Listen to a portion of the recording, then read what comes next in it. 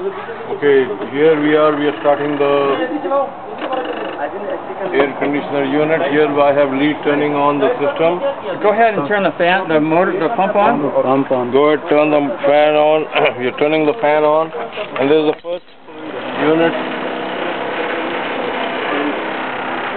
Okay, so we're at 5 psi right now. How much? 5 psi.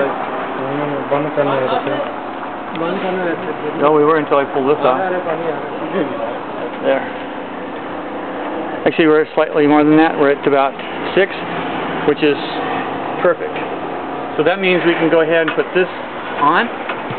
Oh, wait a minute, I gotta tighten this nut up.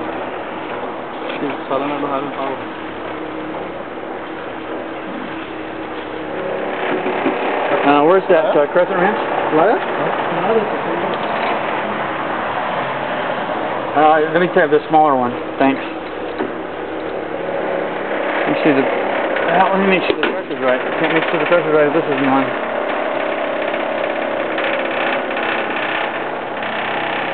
Okay, yeah, we're good.